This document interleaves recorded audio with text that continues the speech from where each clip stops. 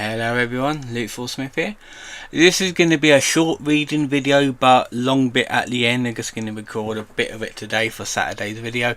This is a Daniel Larson Wiki reading of Spiddlekick.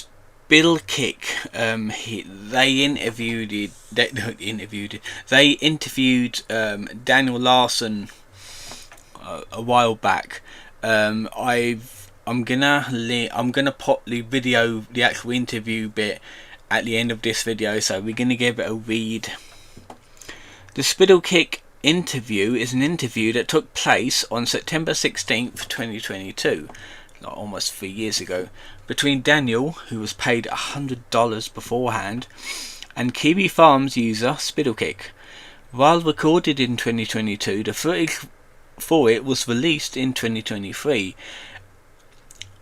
And compiled into one video on April 9th, 2024. So yes, it's a 2022 interview, but was released in 2023 and actually like majorly released in April of last year by DLR Wiki editor Camper, wherever that is.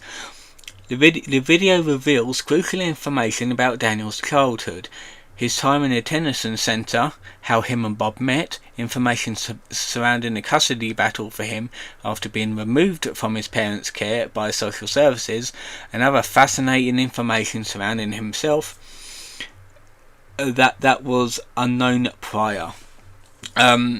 So yeah, there's the interview. Right there, we got a summary here which I might as well just read, it's not going to take long.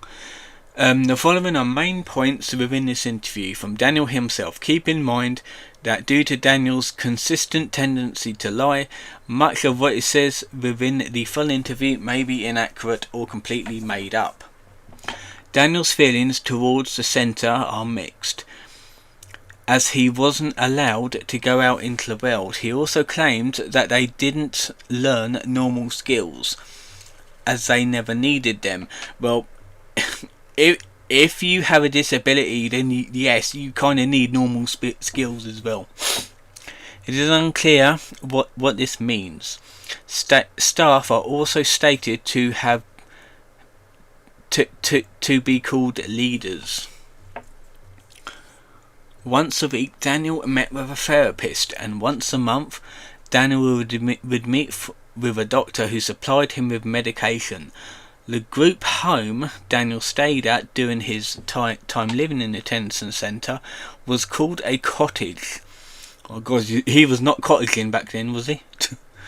Daniel claims that it was not worth staying at the detention centre, as the staff did not seem to help with anything, and he, quote, learnt everything as if he was an adult.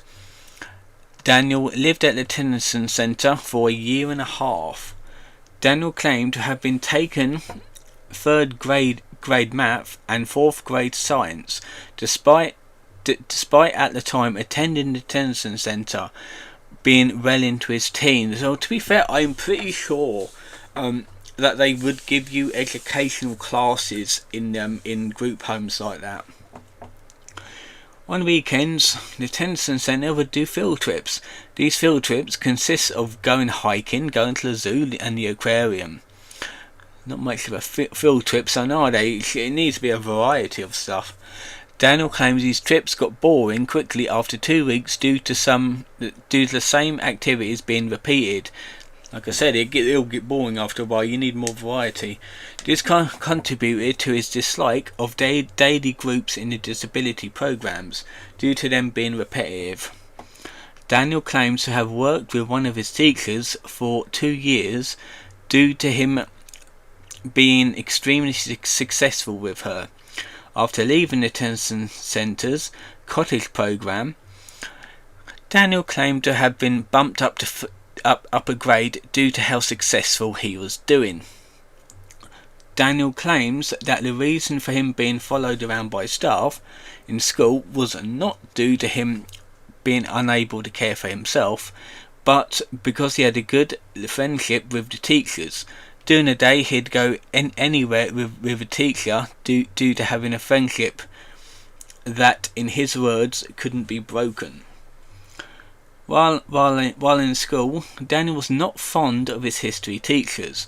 It was due to clashes with their personalities, which Daniel claims may be because of his history teacher seeming as though he had his own mental health issues. Daniel claims that his teacher was of short temper, and he was the most hated teacher in the school, due to allegedly kicking half the students in the class by the time it ended, which Daniel claims to have happened to him. Daniel said that he cried after learning the detention centre closed, despite not knowing why. Probably no funding. Despite not knowing why, he said while the detention centre was a good place, it hired the wrong people. Daniel expresses his dislike with how the aforementioned history teacher taught the class, due to how much time was wasted in the beginnings of class, how he'd expect the children to teach themselves, and was almost in a bad mood, almost always in a bad mood. Due to this, Daniel would do anything to get out of class. So much so to the point where his teacher told him not even to bother to come in anymore. Daniel claims to only have three friends in school. Three friends in school. So who were the smartest kids in school, which gave him a sense of sobriety. Due to this, he claims that people came to hate him. Daniel claims to be one of the most bullied children in school, being teased by being called Danny Phantom. This alleged bullying got so bad to the point where he would sit in the very back of the school bus, where he'd be hit by other children. Daniel met Bob through a program at school called Reading Buddies, where they'd read together and play board games. Their friendships got so good that they was allowed to meet outside the program. Bob and his grandmother Nancy started up a small friendship due to this. Social services put Daniel in detention centres due to abuse, with the court case concerned whenever he should be allowed to move back in with his mother or be up for custody. His father and grandmother were in favour of the latter and subsequently battled for custody. Daniel's grandmother, Nancy Shimmer, moved to Colorado during Daniel's custody case. She did not know Bob beforehand, but they would develop a friendship. Daniel doesn't know a lot about his parents and the custody battle. He claims it's a family secret. Even more, he doesn't even know if they were ever married. Daniel's father wanted him to move in with him in California. His grandmother rebunked this, saying that he barely knew his father, as she knew him more. Grandmother won the custody case after moving to Colorado. The court agreed Daniel should stay since he was used to Colorado after living there for over a year. Daniel's father calls his grandmother a bitch, saying that she only won Daniel because she had money, and claims that she failed at raising him. Well, to be fair, yes, Daniel's grandmother was a terrible enabler, basically praising him for doing bad shit when he was a teenager. Daniel's mum was adopted by his grandmother. Nancy worked in some sort of social services where she had to transport babies put up for adoption in foster homes. This being where she found and adopted Daniel's mother. So that's like the lowdown on it. You got the transcript there, which obviously is going to be in the video, and that was it. This was last edited on the 7th of June of last year. So yeah, I'm going to be putting the video in now. So I hope you enjoyed this video and enjoy the actual interview. I'll credit the actual person in the description.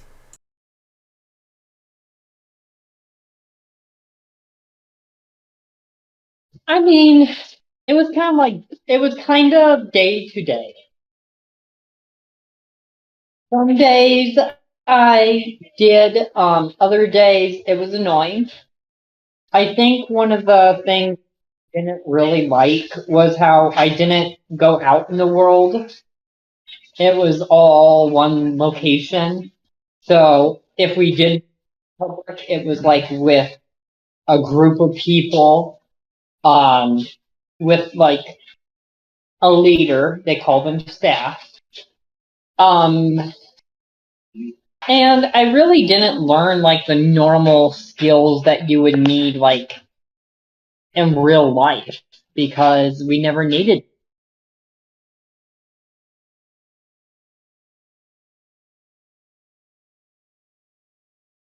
I mean, they were set up to where, I mean, once a week I was getting like a class. Once a week I was meeting up with a therapist. Once a month I would meet up with a meds doctor. I would go to normal, like, middle school, high school at the same location. And then what they call a cottage, which is like a group home involved as well, all at one location. So I did that. Um, I mean, it wasn't really worth really staying there at the location because they really don't help with anything. Like the staff are just there, like, and then you're handling everything as if you're already an adult, which kind of.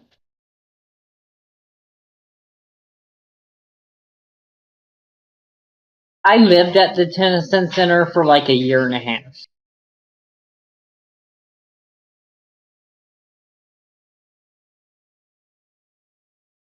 It was like basic, so like third grade math, um, fourth grade science, like the normal, you know.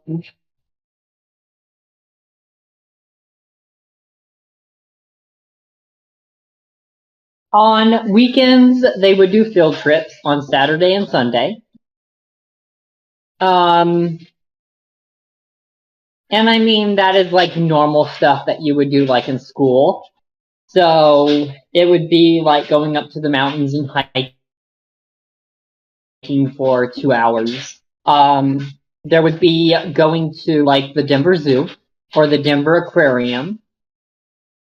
But I mean, after you do all of that, there's not much else you can really do. So it got boring real quick.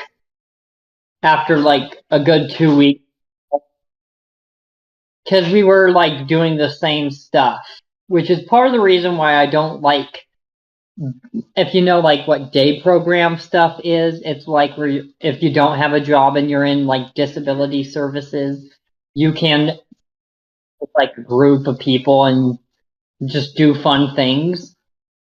The reason why I don't do that anymore is because it's the same thing over and over and over again.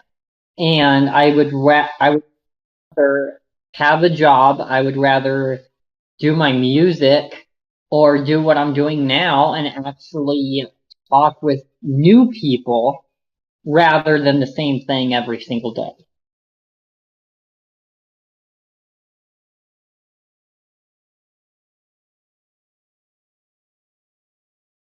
Yeah. One of my teachers I was doing so successful with that I worked with her for like a full 2 years. So when I left after a year and a half, and I was living with my grandmother in foster care at the time, And I was going to school there still. So during the day, I would go to school at the school portion. I was doing so well with her that they literally put me there in class, even though it was the wrong grade. They were actually like, she was willing to up my grade and give me the right type of economics or mathematics or history that, like, basically she would be teaching like multiple grades, which is like a phenomenal teacher if you could do something like that.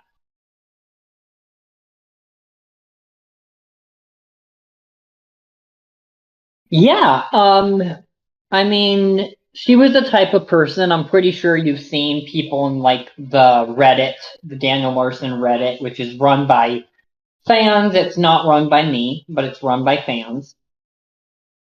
I'm pretty sure you've seen a lot of comments. I have, but it's like Daniel Larson is always with somebody, never alone in school. He, has to have somebody follow him around. That is not because I wasn't capable. It was literally the type of friendship that we had with me and the teacher. So it was like during the day, we would just go everywhere together, which is, I mean, like a friendship that couldn't be broken. It was like, that is how well I got along with people. Yes, there was one teacher that I literally couldn't even stand in class. It was like he was a history teacher, and I just didn't like him at all because it would be like I would walk into the class, right, and I'm a happy guy. I'm very talkative, and his attitude would be like, "Okay, class, sit down." It would seem like he's got his own mental health issues, and he shouldn't be working at a mental health place, right? He definitely had a short temper, and I mean he was there the entire time I was there, which was surprisingly enough because he was, from what the entire school was, a hated teacher in the school, and I mean he kick out half the students by the time the class ended. So it's yeah.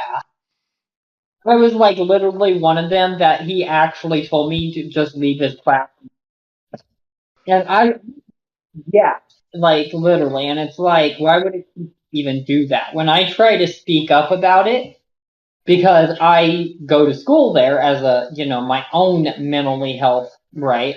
My mental health issues. Of course, they try to be a client, student. So it was like his real concerns weren't actually being heard.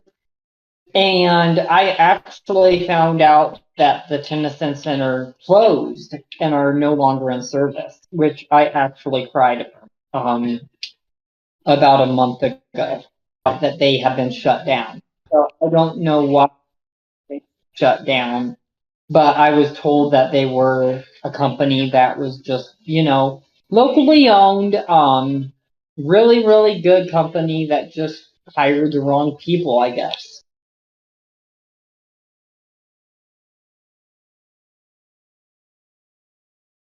Yeah, I mean, the way he would teach the class was like as if it was like, so our classes were like 45 minutes long.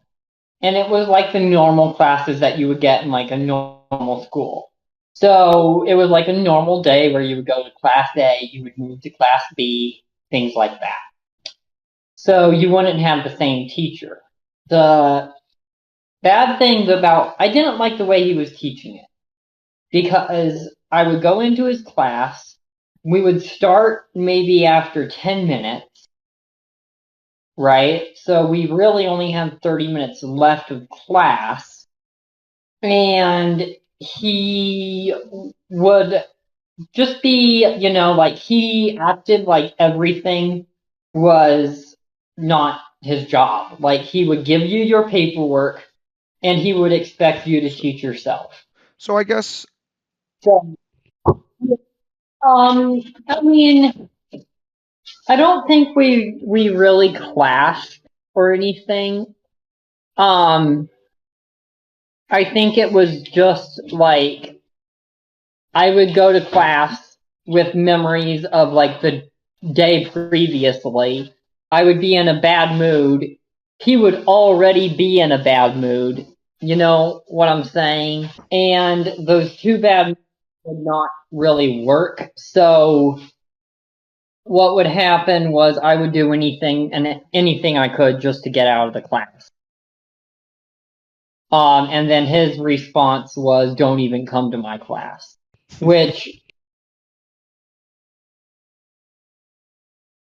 well, what am I supposed to do? Yeah, I'm here.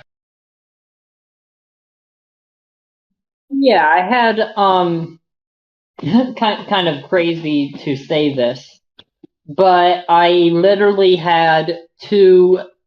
I had about three friends, really close friends. And what I remember is like, you're welcome. I remember just like them being a lot smarter than me at the time. So they were probably like three of the smartest kids in the entire school. So for me to be hanging out with them and to get along great made me feel like I was, it made me feel like I was higher ranked than the rest of the school. It comes with its own good side and bad side sometimes. Because I felt like by doing that, I literally had power over the school. Hanging out with the three best kids of the school, including me, I just gained, like everyone else really kind of hated me at that point. Um,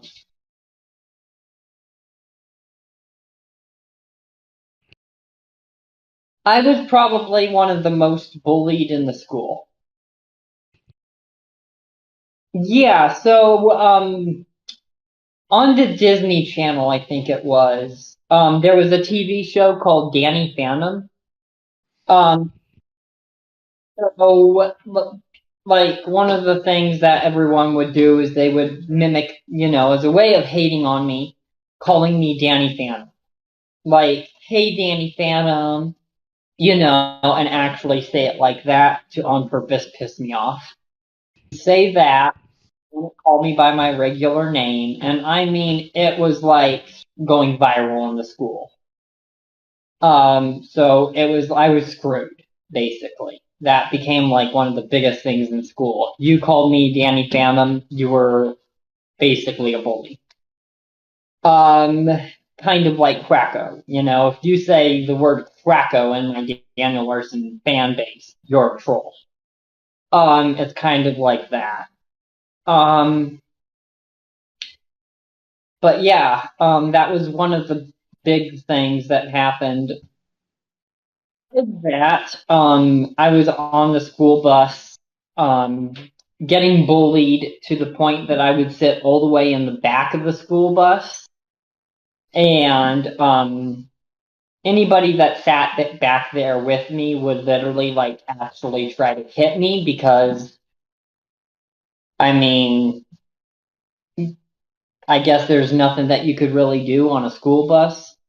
The driver of the school bus is just driving, so if there was a fight on the bus, the fight would just happen. I would, like every single day after about a mile of after we leave school, the school bus would pull over along the side of the road and call the police every single day.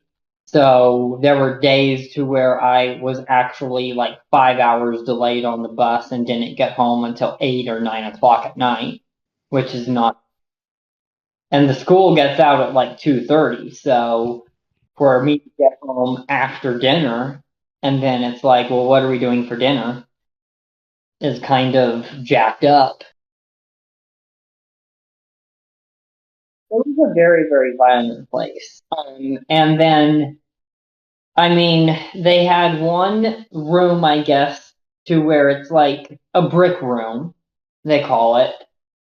Um, and it had a window, so I guess if somebody breaks the window, then I guess they call the police. I never did that. I never broke a window. I never broke a door or anything like that. But supposedly the school had what they call timeout rooms. Um, and I was like always, I was always thrown in the timeout rooms for like crying, like obsessive crying, or not like stupid things like not cooperating with the teacher. I was put, but other clients, like other students, like would actually like go into the room, and the staff are trained to do like physical restraints to where, I mean, they cross their arms, and you've probably seen people do this. Seen it to where like they have to get like four staff that their jobs are to watch over those rooms. And I've seen it to where they've had to get four staff on one person. And their job is to, because it's a special ed school, their job is to try to stop the police from intervening. So they try their hardest not to call the police. So if it takes five staff to calm somebody down in a full 2 to 3 hours to do so, they will try to do that. Which is crazy. And I've seen it to where it's that bad, and they actually lock down the schools. So they like literally say, okay, we're not going out for recess right now because there's an incident outside. So they do recess for the entire school in the gym. I mean, it was that type of environment. And I mean, I didn't like it because I felt like I didn't even fit in. Because I was hanging out with, I mean, in a school like that, two of the probably most well behaved people in the school just doesn't feel right.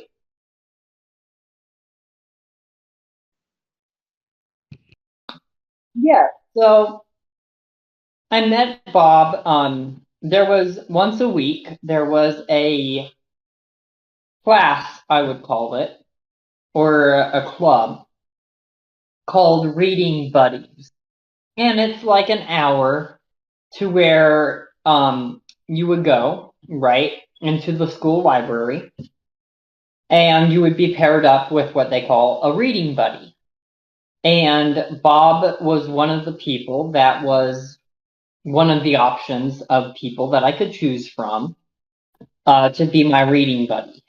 And it just so happened that Bob and I were chosen to be together for reading buddies, and we hit it off so well that, I mean, the person that was in charge of reading buddies, like the lead board, basically, of the Tennyson Center, literally said that they don't see an issue of us continuing on our friendship.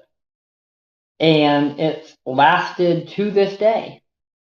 And literally, the day he goes up to heaven, can't be broken. So at the time, I wasn't with my grandma, right? Because my brother lived in California. That I was up for custody at the Tennyson Center. Then my grandmother, my mother, my biological mother, and my dad all came into a lawsuit, right? Of who wants custody type of thing, right? My grandmother, uh, Nancy was her name. She decided to move to Colorado for the time being during the, I guess you would call it court case, lawsuit, custody hearing, whatever.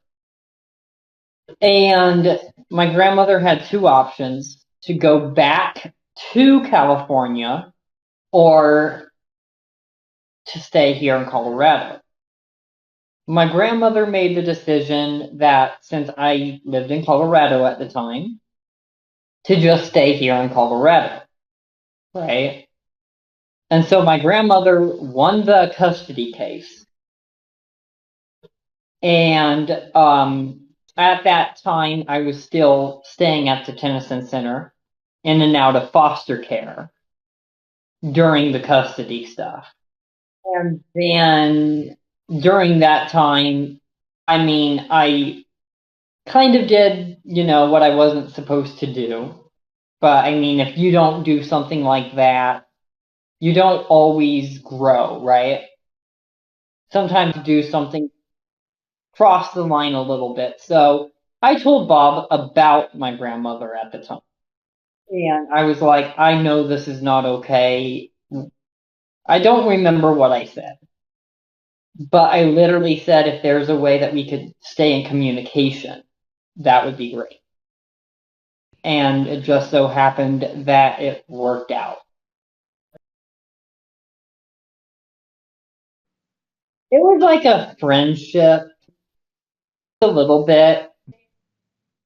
Yeah, the board games in my bedroom, which I don't always play anymore because I don't have anybody to play it with. Uh, because Bob is like getting older. I mean, we could still probably play it, but it's not the same anymore. Because it's not like, I mean, here and there it's okay. You know what I mean? The same. It would be more closer to my age. Um, Bob and I would, play board games. So we definitely, all three of us had that type of friendship together.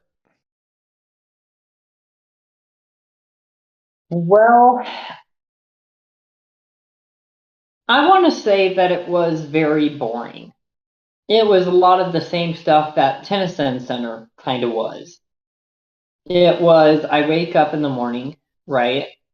And instead of going to the Tennyson Center, I would go to like a day program. And that would be 5 days a week. And like I said, it would be things like going to the Denver Museum of Nature and Science, or the Denver Zoo, or going to a park.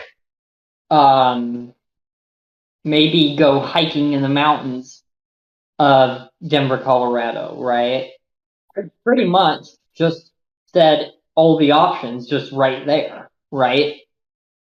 So, I mean, once doing that 5 days a week for a year, let alone, over and over and over again, just gets super, super tiring. And it's, you end up not liking going to the Denver Zoo, not even, with your own family. You've seen so many times that it's like, okay, what am I going to actually see here? Like, if you don't have a purpose to go there, it's not the same.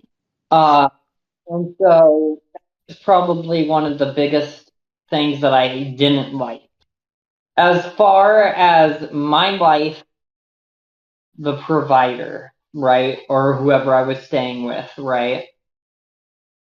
I mean, it was like I didn't fit in because it was like I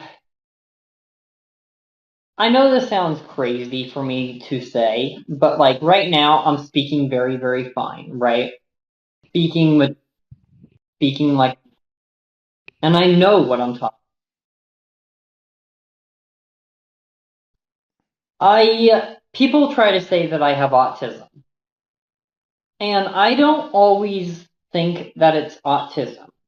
I sometimes think that it's like post-traumatic stress disorder or post-traumatic like abuse, neglect because of what I've been through. We have to remember that, right? Right.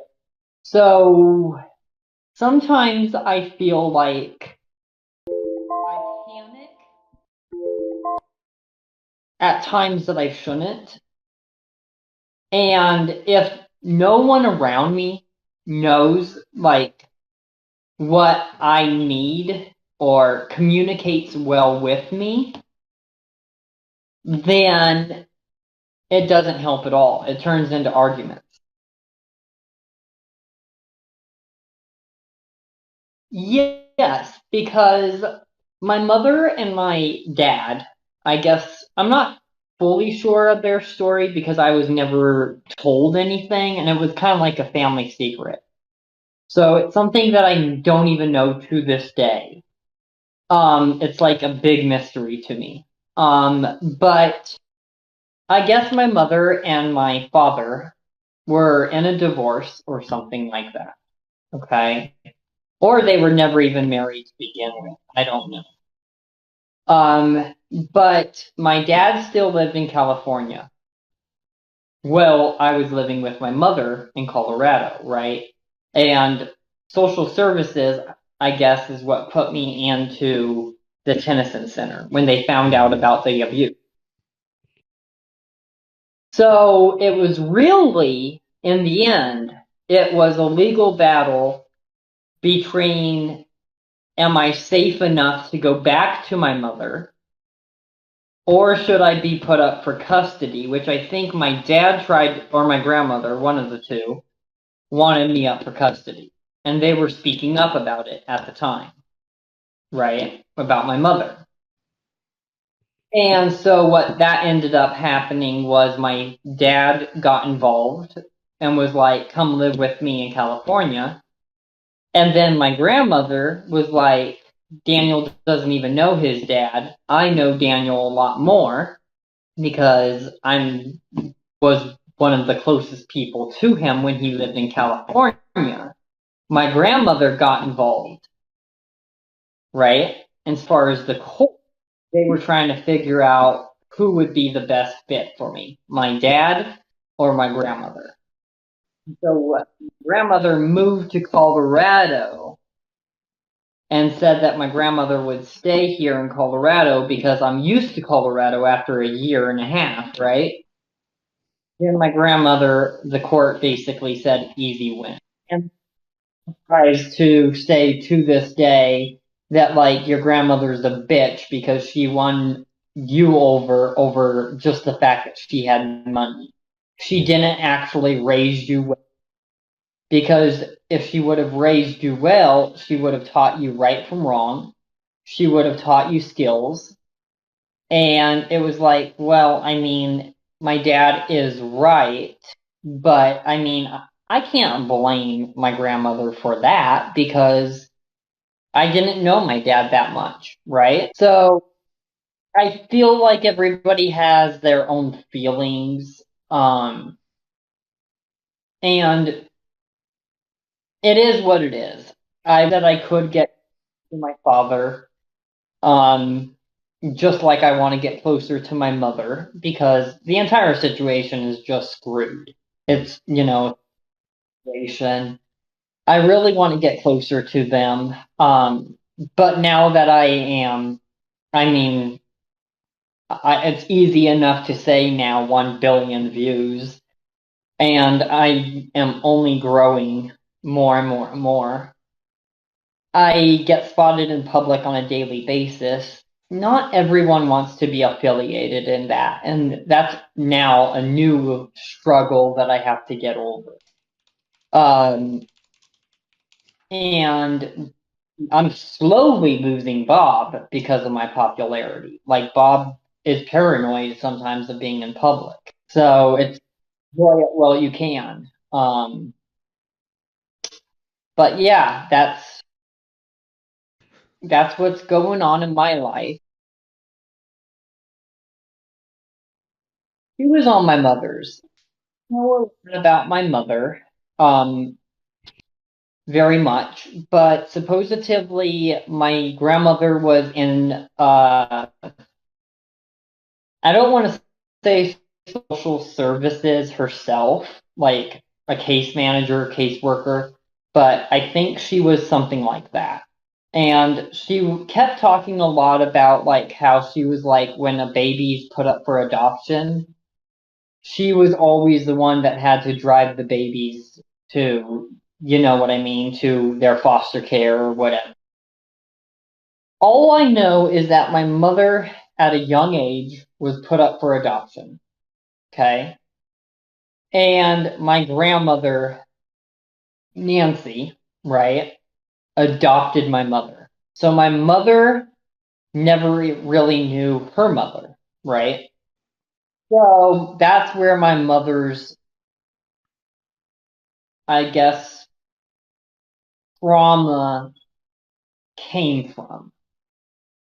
My mother with my dad, I don't, like I said, I don't know if this is true or not, or if I'm getting,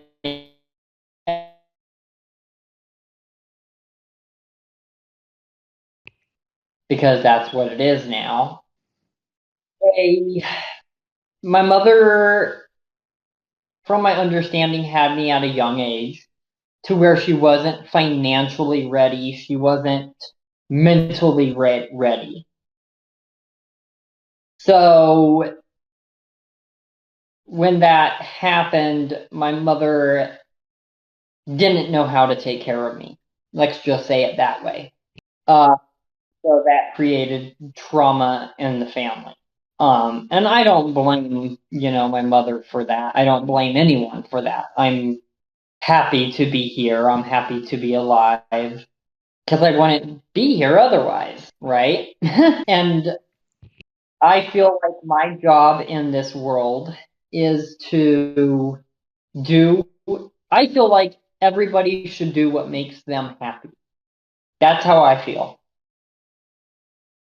We're That's all in this world for a reason, and if we don't make the best of it, we're just going to die unhappy, and that's not how any of us want to live. Yeah, I enjoy it a lot, where I currently live. Um, I mean, the only thing I really want to say that is kind of a trauma. I don't want to say trauma because it's not really traumatizing me, but what I want to say is like my grandmother was a type of person that put me into performing at a young age. Even when I lived in California before I even moved to Colorado and got put in the Tennyson Center. So I was always somebody that loved to travel because my grandmother traveled and I loved performing. Being in services and being where I am now, I really, really miss the traveling. I miss going places. And I really miss performing, which is why I became a singer. Um, because I don't care if I'm good or not, as long as somebody thinks that I'm doing something for this world. That's all that matters to me. I will put out much content, even if I am literally the most hated person, as long as I'm happy, and as long as I made at least one person happy, that's all that matters.